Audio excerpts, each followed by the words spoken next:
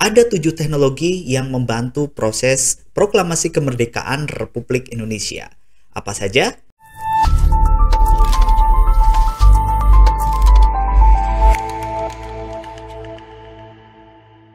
Assalamualaikum warahmatullahi wabarakatuh. Apa kabar teman-teman semua? Semoga sehat selalu. Di bulan Agustus adalah bulan proklamasi, bulan di mana tanggal 17-nya adalah proklamasi kemerdekaan Republik Indonesia pada tahun 1945. Dan ternyata pada tahun itu sudah ada beberapa teknologi yang ikut membantu, yang ikut menjadi tools, yang ikut menjadi bagian dari sejarah Republik Indonesia. Apa saja 7 teknologi itu? Teknologi pertama yaitu adalah mesin tik. Nah, mesin tik menjadi bagian penting karena naskah proklamasi sendiri awalnya ditulis menggunakan tulisan tangan oleh Soekarno dan teman-temannya. Namun, ketika akan ditik, saat itu di rumahnya Laksamana Muda Maida tidak ada mesin tik yang menggunakan bahasa Latin, tetapi menggunakan bahasa kanji. Oleh karena itu, ajudan dari Laksamana Muda Maida mencoba mencari mesin tik yang berbahasa Latin, dan saat itu ditemukan atau meminjam dari konsulat Jerman yang tidak jauh dari rumahnya Laksamana Muda Maida. Dan mesin tik ini menjadi bagian penting, bahkan saat ini replikanya ada di Museum Proklamasi. Teknologi kedua adalah teknologi radio. Seperti kita tahu, teknologi radio saat itu sudah ada. Dan salah satu yang digunakan oleh para pemuda untuk menyiarkan berita proklamasi adalah radio. Yusuf Pronodipuro merupakan salah satu orang yang berjasa menyiarkan proklamasi Indonesia melalui radio. Menurut catatan, Yusuf menyiarkan berita tersebut melalui ruang siaran radio Hoso Kanri Kyoku, salah satu radio milik Jepang. Namun menurut informasi yang beredar, ada juga informasi yang mengatakan bahwa radio Jepang tersebut sudah dijaga oleh Jepang, sehingga para pemuda yaitu Sukarman, Sukamto, Susila Harja, dan Suhandar membuat pemancar di kawasan Menteng dengan kode panggilan DJK-1. Melalui berbagai cara tersebut, berita proklamasi kemerdekaan tersebar ke seluruh Indonesia melalui radio. Teknologi ketiga yang digunakan untuk mendukung proses proklamasi kemerdekaan Republik Indonesia adalah telepon.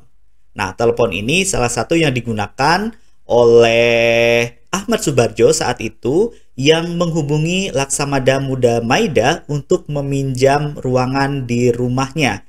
Karena saat itu hotel yang digunakan untuk melakukan pertemuan tidak bisa melayani sampai malam. Akhirnya Ahmad Subardjo menelepon Laksamana Muda Maida untuk meminjam ruangan di rumahnya.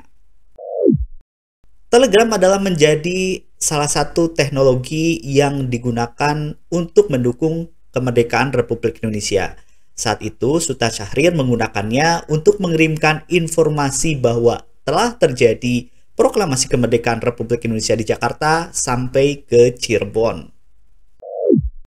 Mesin cetak adalah teknologi kelima yang digunakan oleh para pejuang saat itu untuk membantu proses proklamasi kemerdekaan Republik Indonesia. Salah satu yang berperan penting dalam penyebaran berita dalam bentuk cetak adalah BM Dia. BM Dia setidaknya sudah mencetak 1000 eksemplar untuk disebarkan ke seluruh Indonesia. Mikrofon dan amplifier adalah teknologi keenam yang digunakan untuk mendukung proses kemerdekaan Republik Indonesia atau proklamasi kemerdekaan Republik Indonesia. Di beberapa dokumen yang pernah kita lihat bahwa Soekarno saat itu membacakan teks proklamasi menggunakan mikrofon. Ada yang bilang bahwa mikrofon ini adalah hasil merebut dari radio milik Jepang. Namun ada yang beredar pula bahwa sebetulnya mikrofon dan amplifier ini dimiliki dari pemerintahan Belanda. Teknologi ketujuh yang digunakan untuk mendukung proses proklamasi kemerdekaan Republik Indonesia adalah kamera, dan hasilnya masih bisa kita rasakan hingga hari ini. Adalah Alex Imurung dan Franz Sumarto yang mengabadikan beberapa proses Proklamasi Kemerdekaan Republik Indonesia. Keduanya adalah adik kakak yang bekerja sebagai jurnalis. Keduanya menggunakan kamera versi lama untuk mengabadikan proses Proklamasi Kemerdekaan Republik Indonesia. Kamera ini, seperti yang kita tahu, adalah kamera dengan menggunakan roll negatif yang kemudian di kemudian hari bisa dicetak menjadi foto yang seperti kita lihat saat ini.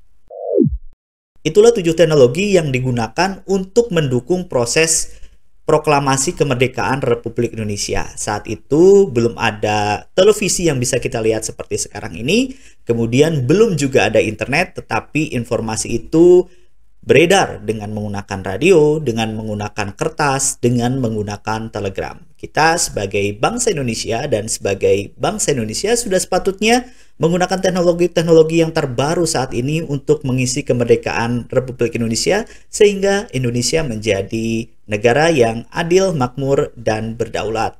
Semoga bermanfaat. Assalamualaikum warahmatullahi wabarakatuh.